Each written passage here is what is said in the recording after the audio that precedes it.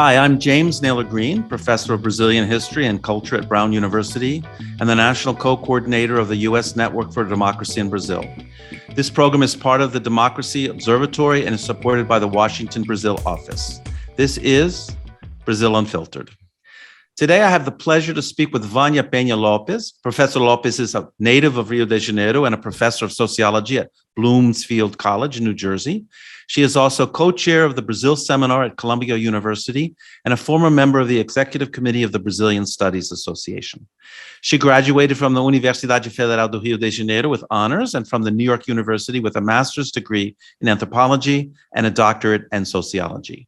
Professor Penha-Lopes has done postdoctoral work at the Universidade do Estado do Rio de Janeiro, and she is the author of several books on comparative race relations, including Confronting Affirmative Action in Brazil, published in 2017. Her most recent work is The Presidential Elections of Trump and Bolsonaro, Whiteness and the Nation, which came out this year. She is also a research fellow at the Washington, Brazil office. Vânia, welcome to Brazil Unfiltered. Thank you, Jim. Thank you for your generous introduction. Great. So let's jump right in.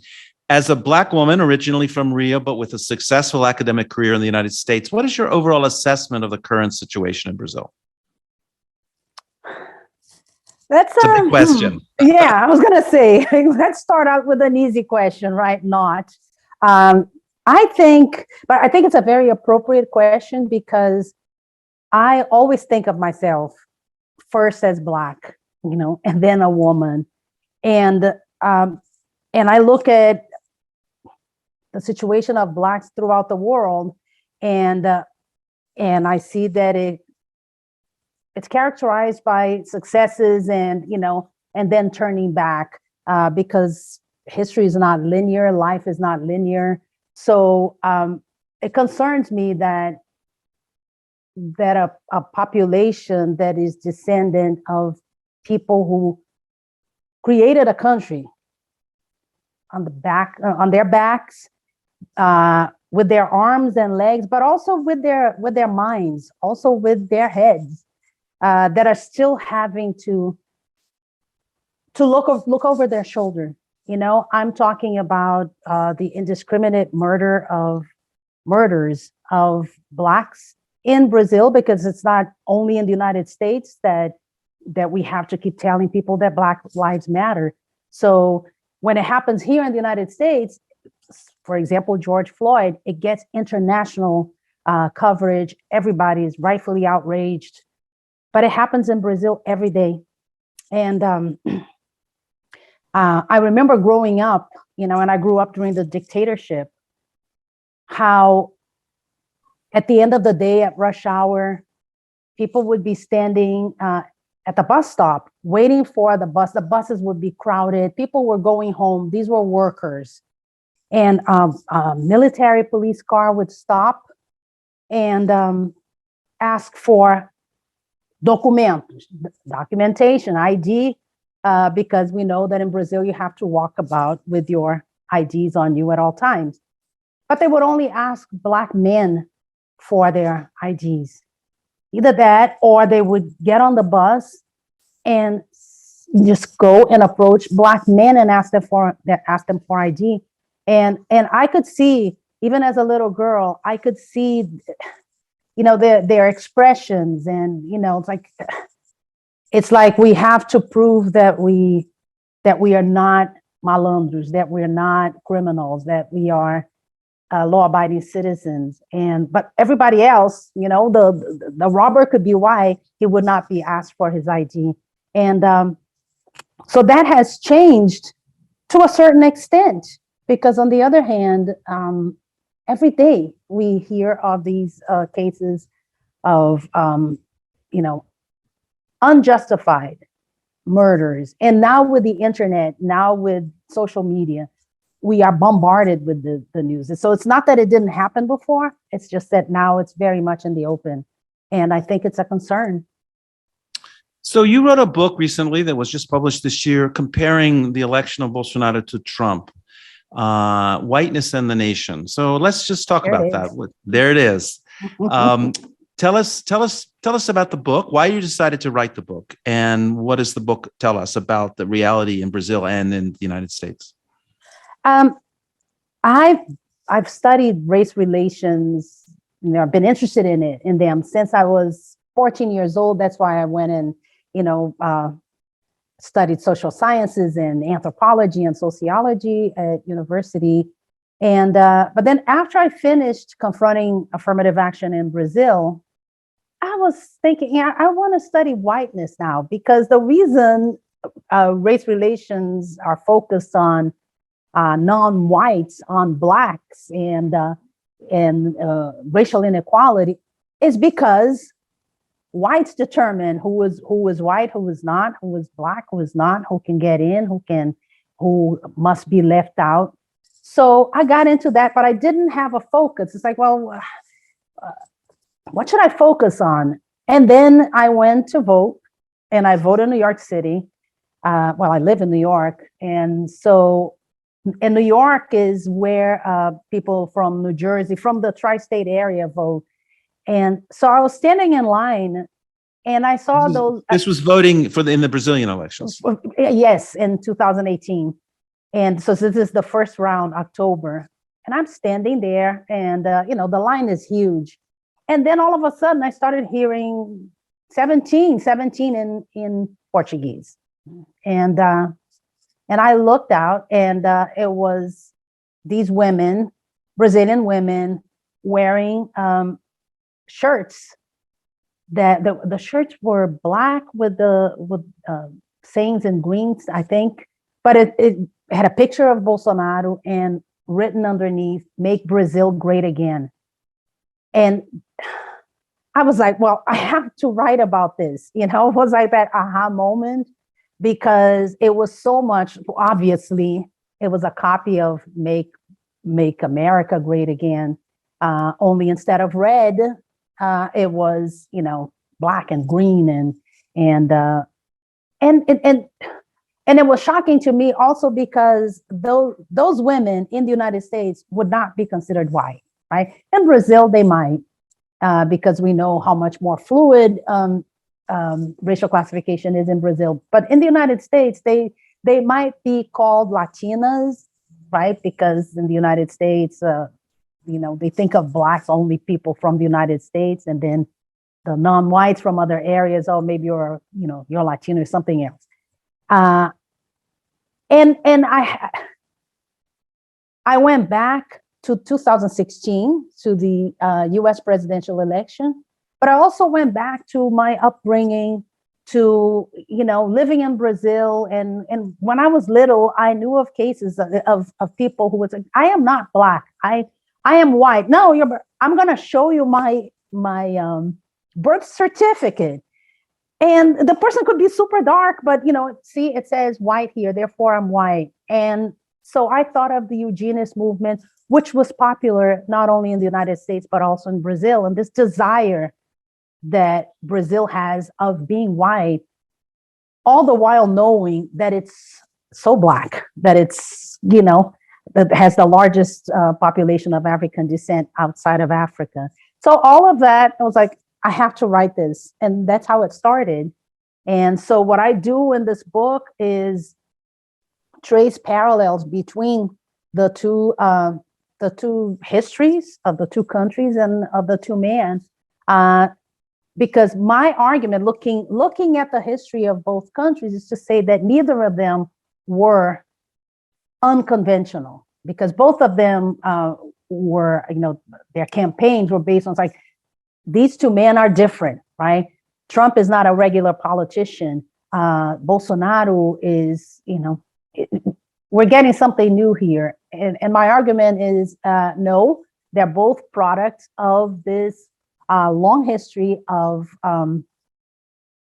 white supremacy, in the sense that, from the beginning, both nations started by establishing certain rights only for certain people who happen to be free, men, and light-skinned, i.e. white.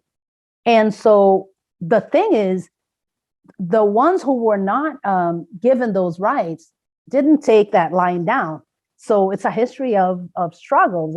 That's why history is not linear, it's cyclical. And you're a historian, you know that very well. And so at moments, the other part of my argument is after more than 50 years of affirmative action in the United States and more than 10 years after affirmative action in Brazil, in both countries, there was a backlash, a reaction. It's like, no, wait a minute, what's going on here? We long for those other times. And so these men emerged, but they're not innovative.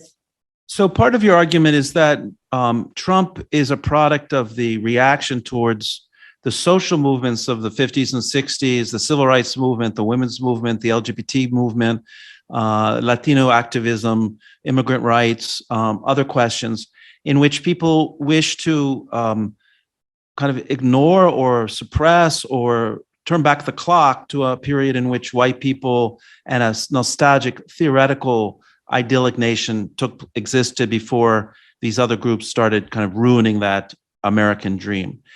In Brazil, it's a little different, but yet, how do you see the parallel to this situation in Brazil? Well, I see it in that, affirmative action, which in Brazil, people say, oh, yeah, it's based on the United States, like, quotas in the United States. Quotas have never worked out in the United States, but the United States has never had quotas. Quotas are unconstitutional in the United States, but they are constitutional in Brazil.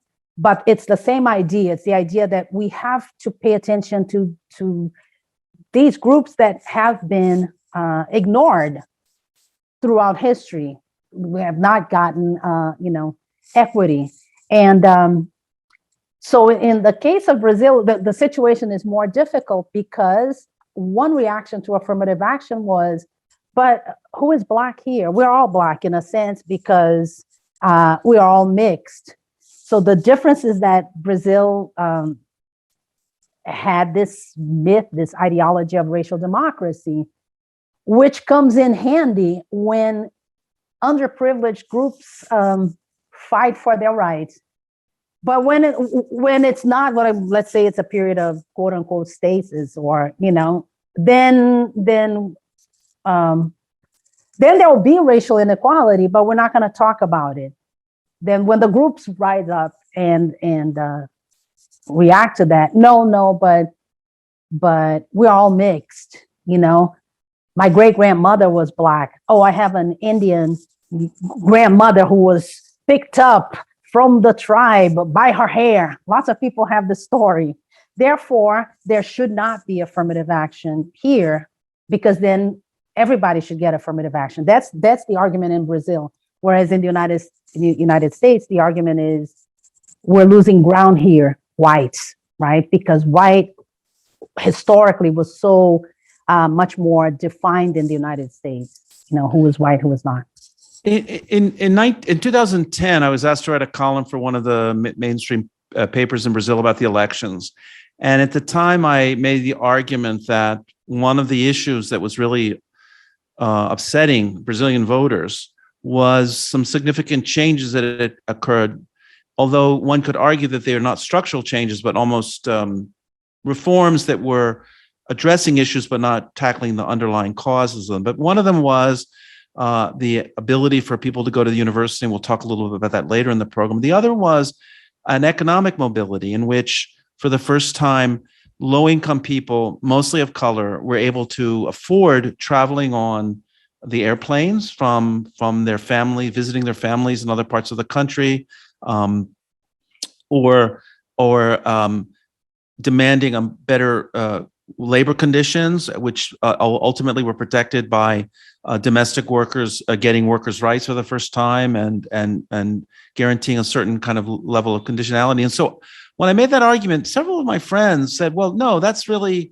not the case, that you're over-exaggerating an argument. But it seemed to me that the changes that occurred under the Lula administration and were continued by Dilma in these areas were very significant. And whether or not they changed the structure of Brazilian society, they seem to certain people create the feeling that that might happen. How do you read this story? I think you just read my mind, because I was thinking that in order for society to change completely, laws can be changed, even structures can be changed, but attitudes also have to change. The government cannot go about, forcing people to think a certain way. And I think that's exactly what happened. I don't think you were exaggerating, but I hear that too. Oh no, no, there's no problem. It's like this is an importation from the United States, right? To think that it's a matter of color or race, or in terms of inequality, of economic inequality. Yeah, but I help them out. I help my maid. I give her clothes. So I often say that there are some Brazilians who long for the return of slavery, when the hierarchy was so demarcated. So you were talking about people who were able to visit their relatives, to go on a plane for the first time, and how that bothered, because we saw that too, that bothered people. It's like, look at the airport now. Look at these people. Look at the way they dress. Look at they're ugly. And they're too loud. When we know that working class poor people, when they did visit their relatives in other parts of the country, they would go by bus. And, the roads in Brazil are not fantastic. It was an arduous trip, starting with the bus stop. The bus complex in Rio, at least, is, come on. And it's like, what is this? It's like, it's confusing. It's a mess. The surroundings are ugly. And so it's like, that's what they deserve, right? Kind of thing. And for those of us who are better off, then we take a plane. We don't want to mix with them. And it's kind of also like that movie, A Que Horas Ela Chega, right? It's like that movie with Regina Casé, and I forget the other actors, but Regina Casé plays a maid, and from the Northeast. Her daughter is coming from the Northeast to go to take vestibular in São Paulo, and it's the college entrance exam. Yeah, to prepare for the college entrance exam. Yeah, right. And she goes. She gets to get to university, and the son of the patroa, the people in the house, the son is not, the wealthy boy doesn't get in, and the mother is like, how is that possible? My son went to the best schools, and that's not fair. So it's that idea of fairness also, right? That no, you stay over there, hierarchically, because we know that Brazilians are more comfortable talking about class inequality than racial inequality, right? It's like, no, there's no racism here. But it's harder to find people who will say that there's no poverty in Brazil, that there's no economic inequality. And so when it's blatant that economic inequality is changing, at least from a consumerism point of view, that bothers some people. Because it implies that people mostly poor, who are mostly people of color, have an opportunity to occupy the same social spaces and have the same opportunities as others. So when Bolsonaro was elected, journalists coined the term the Trump of the tropics. In what ways, in your mind, is Bolsonaro the Trump of the tropics? You and your easy questions. Well, yeah. Also tropical Trump, right? The Trump of the tropics, tropical Trump. Well, I think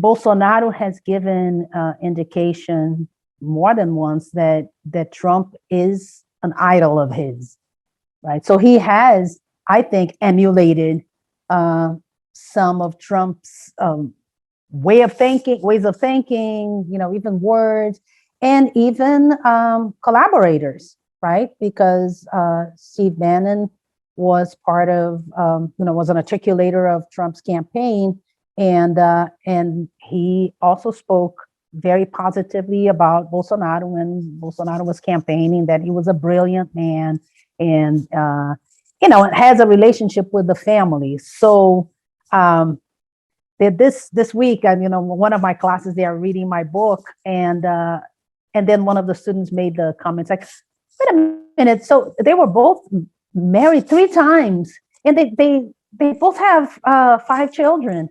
And it's like, oh wow, that was something that caught their attention. But I think it's that the idea that that the status quo is being challenged by people who don't deserve to challenge it. I think that's a point of similarity between the two. So whether it's like in Trump, with Trump, we don't see much evidence of homophobia as we do with Bolsonaro. But with both, we see evidence of misogyny, even though Bolsonaro has never been accused of rape, right? But he has uttered misogynistic statements, attitudes. But we have that with Trump.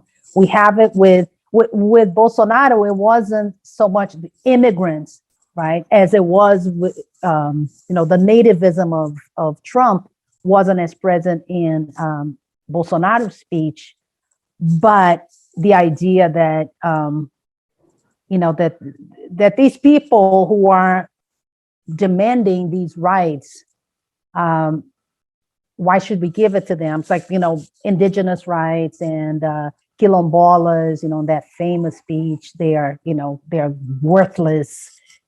Comparing quilombolas with animals because he used a colonial weight measure to refer to the weight of a quilombola.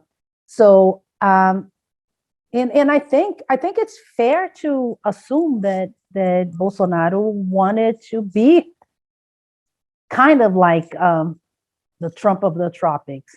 But another major difference is that Bolsonaro, that Trump is a businessman. Bolsonaro was never a businessman, and Trump does not espouse a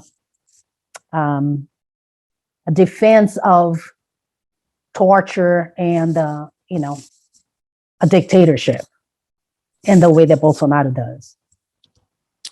So in the process of writing your book, comparing Brazil and the United States, what were the challenges? What you're an outsider and insider. You have a real deep inside understanding of your own culture. You have become a very successful academic in the United States, which is not an easy task, coming as an immigrant, operating another language. When you were writing the book, what were the challenges that you faced in drawing these comparisons and thinking about whiteness and race in the United States and Brazil? Well, I've spent most of my life in the United States. It's shocking to think like, wow, I spent almost twice as long in the United States as I did in Brazil, and I've been teaching these subjects for a very long time, right? Which means that I've been reading about these subjects for decades. And so when I write books, like writing books to me, it is a way of purging all that is inside my head, right? Because it's like, oh my God, I've read this so many times. I've explained this so many times. I'm going to put it in writing because I'm interested in so many things, like kind of like a way of creating more space in my brain. So I had from the beginning, I had an idea. Well, I have to show the history of both countries, following my argument that that whiteness defined both nations, or an attempt to arrive at whiteness. I have to talk about this president and that president to make the point that these current presidents are not novelties. And so I think the biggest challenge for me was writing such a book during the pandemic, because that I hadn't anticipated. And, I had a semester off to finish the book, and then the pandemic ensued. And so to be writing about such heavy topics at a time when we're all isolated, because writing is an isolating activity, as you know, but forced isolation. We had no other choice. And, I think it was, and to see the death tolls in both countries. So I was writing about the history, in part, of both countries, but also the present of both countries. And so I finished the book with, writing about the pandemic as an afterword, because I think there were parallels there too. So I think that was the most challenging part. So let's talk a little bit about your book, Confronting Affirmative Action in Brazil. For some of our listeners and viewers, they might not fully understand the history of the implementation of affirmative action programs in Brazil. So give a little background of how that happened and what have been the results of your finding and your very, very important 2017 book on this. Here it is, the 2017 book, which I owe to this other book, which I wrote first. So read the title of your first book. My first book is called Pioneiros, Cotistas na Universidade Brasileira, right? Pioneers, Quota Students at Brazilian universities. And I wrote it first in Portuguese because I did the research in Portuguese at the State University of Rio, which was among the first to implement university quotas in Brazil. And my interest in studying that topic, again, was organic. It was the sense that it was actually that I learned that there were affirmative action policies in Brazil, the university quotas, and I started reading about them in 2003, I think, 2004. And it's like, I want to study that. That's when we met, right? And it bothered me that it was so contested, first of all, and the debate was very much polarized in terms of like, this is excellent because it worked in the United States in the form of quotas, and and the other side, this has nothing to do with us. This is alien to Brazil, and besides, it did not work in the United States. And I was like, yeah, there were constantly, the newspapers would publish op-ed pieces and, all these, and I couldn't see quota students saying how their experiences were at university, how they were received, whether, how they felt about it.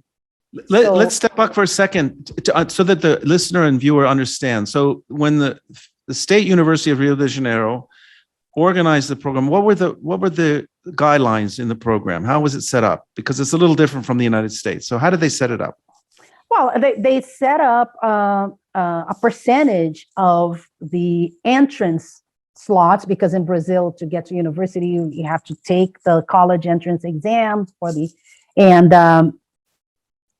they selected a percentage of those slots to people of African descent, Afro-Brazilians, Afro-descendants, and indigenous people or descendants of indigenous people, and students who had gone to public schools. And the idea was, so there were the racial quotas, which would encompass Blacks, Browns, and indigenous people, and the social quotas, which would encompass students who had gone to public school in middle school or grade school. And the idea was that the public school system in Brazil is such that when that private schools prepare students better to take on the college entrance exam. So usually it's easier for them to get in.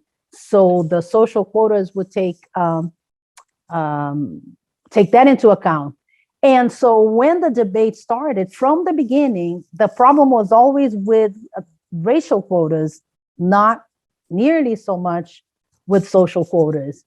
Because as I said before, Brazilians have no qualms admitting that there is tremendous economic inequality in Brazil. But racial inequality, no, we're all mixed, no, we're cordial, no, there's no racism. And so the argument would also say that because Brazilian Blacks are disproportionately poor, the children are more likely to go to public schools. Therefore, social quotas would take care of both, social and racial quotas, which, no, it's two different areas. So I set out to study these. It's like a small sample of students who were graduating. It just so happened that they were, the first class was graduating. And I studied social sciences students and dentistry students. And, social sciences at the State University have always been more racially mixed and economically mixed, but dentistry was one of the elite colleges at the State University. It was much more middle class and up, and also, more white. And so, but what I found was that, what people were saying in the debate, well, the university level of education will go down because these people are not prepared. That has not happened nationwide, not just at the State University, in large part because the professors really had to, in some cases, change the way they teach, because, they had a new population. Many of them were first generation, right? These were first generation college students. But professors also noticed the enthusiasm of quota students, that universal students, the ones who got in without any quotas, they said tended to be more blasé about being at university because, it was something that was taken for granted. And whereas the quota students really grabbed it, so that the attrition rates among quota students were lower than among universal students. It's like, no, I have this chance, I have to grab it and run with it. I always understood that also as an opportunity that people realized that they were the people that were going to save the conditions of their family. In other words, of a poor family whose mother might work as a maid, the father might be a guard or working in some low-paying service industry, having a son or a daughter at the university meant the opportunity of getting a better job, being able to support the family, kind of really raise the entire socioeconomic level of the family from being poor into some place within the middle class. And I think this was one of the things so it would make sense that the students who never imagined they would have this opportunity have it. And whereas if you're from a white upper middle class family who was treated to Disney World when you were 8 and went to a private school. And for our listeners and viewers, the middle class largely in large urban areas sends their kids to private schools.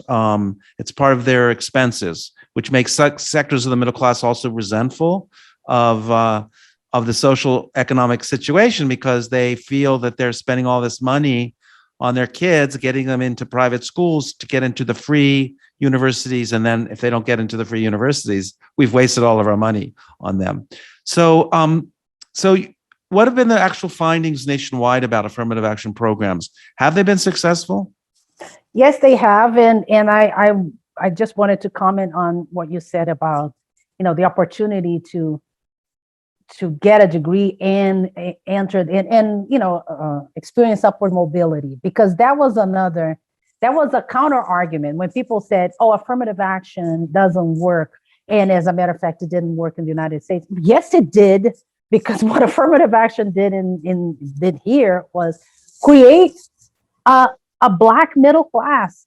The Black middle class existed before, but was so tiny to the point where when E. Franklin Frazier wrote Black Bourgeoisie, just from 1957, he kind of mocked the Black bourgeoisie. It's like, oh, what we're talking about here are governmental workers for the most part, post office workers, very few doctors and lawyers and dentists. It's like really, clerical workers. And it's tiny anyway. It's like 2%, 3%, something really. And then, as William Julius Wilson shows and argues, is that no, affirmative action created conditions for a Black middle class to grow and be solid, because it required people with higher educations. It was, a post-industrial economy requires the population to be well educated, and so it was the ones who could afford to get that education who ascended, and then of course that also created the ones who fell further behind because they could not get that those conditions. So class inequality increased among Blacks. And in Brazil, this is happening too. Like the students that I interviewed in 2006-07, a number of them who went to who got their degrees in social sciences have PhDs now, have doctoral degrees, are working as professors, and the dental students are all working as dentists in their professions. Some have their own business, right? Their own office. So yes, it's worked, and nationally. And as I said before, it isn't just the acquisition of a degree, which of course allows people to experience upward mobility on the job market, but also the opening up of their minds. So the experience of going to university is not just, the technical part that you study to get the degree, but, to become the chance to become a well-rounded individual. And I'm mentioning that because a number of my interviewees mentioned that. It's like, I had never thought about that, to the point where some people who got to university through social quotas, while at university, started thinking, wait a minute, I used to think I was white, but I'm not really white. So that's another thing that affirmative action has created in Brazil. There are the ones saying, oh, okay, so then I'm Black because my great-grandmother was Black and I'm going to apply for it, and then it's like, no, you live as a white person, But then there were the ones who come from, typical Brazilian families where when one child is white, the other child is, brownish, the other child is Black, and then the child who is white says, no, I'm white. And yeah, but your brother, I don't care, I'm white. But then going through that experience, like, no, wait a minute, I'm not as white as I thought I was. Right. And that was even more marked in the social sciences students because they started studying these issues, right, in anthropology and sociology. So the program is 10 years old, and the law requires there to be evaluation of the program. I don't know if do you assess there's a possibility that the program will be eliminated, the federal guidelines for affirmative action, that the current government will try to overturn them, or are we here? Is the program here to stay? Another easy question, but I would say that, well, the program is longer than 10 years, right? It's the law, the federal law that is completing 10 years. Yeah. Right. So what, I think I often say that that social scientists are not good at predicting the future. I don't think, Good at predicting the past. Right. No, but given, I think affirmative action in any country, or any kind of social policy, I would say, tends to be more accepted when when economic conditions are stronger, are better, because then people don't feel that there are things taken away from them to give to somebody else whom they think do not deserve to get that thing in the first place. So that in the United States, affirmative action program, Civil Rights Act of 1964 was well accepted at the time by public opinion, but then the United States was super affluent. As you mentioned before, in the previous government, like Lula and Dilma government, that we saw, people changing from, sheer poverty to not so poor, from not so poor to maybe lower middle class. And so, but the country was doing better, right? Remember in 2011, 2010, 2011, where there was a reverse immigration. People were going to the United States, to Brazil, from Europe, even from the United States, getting jobs there from other parts of South America to work there. And now inflation is high. The prices of consumer goods are astronomical. So I think that's a challenge, but I also think that it's going to remain if people show that, yes, this policy is supposed to be temporary, but it hasn't reached enough people, and there haven't been enough results for us to say, yeah, okay, we leveled the field. We haven't leveled the field. So that's the argument, right? Because that policy is compensatory in a way. Yeah. So we're facing what many analysts say is the most important election year in the history of Brazil. And at this point, the country is seeming to polarize between two candidates, Bolsonaro and Lula, although other candidates are in the race, but their polling is quite low. I don't want to ask for predictions, but how are you viewing the situation right now? Well, I'm thinking that it's like how passionate Brazilians are about these elections, presidential elections, candidates, how, I don't remember seeing or hearing here in the United States of relatives who stopped talking to each other because one was going to vote for Trump or the other one was going to vote for Hillary. No, this happened in 16, maybe not in your family circle. Oh, yes. Yeah. It was, my university even organized a forum before Thanksgiving, right after the elections, of how to deal with the family, because students were so stressed out about fighting with their parents and other relatives about who voted for Trump. So I think that did take place. Maybe because your family social circles are Brazilian, you saw that in Brazil with election of Bolsonaro in 18.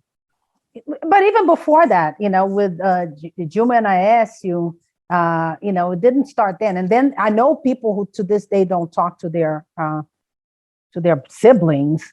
And so I think we're going to see it again, right? I think in part because it sells, right? Because it's media worthy to have constantly to talk about this polarization. And so I don't know, this is a heavy year, right? Because as you said, the most important election also happens in the same year that Brazil is celebrating its independence bicentennial. So, what does this mean for us? Also the 100th anniversary of the modern art week, Semana de Arte Moderna. So are we finally a modern country? Are we finally independent? I think about these things because growing up, we would hear that Brazil was the country of the future. And it got to a point when I said to myself, well, yeah, that's right, because the future never comes, right? The future is tomorrow. Oops, now it's tomorrow, then it's not the future anymore. It's the present. So then it's the future. In the future, things will get better. So I don't know. I'm watching as you're watching.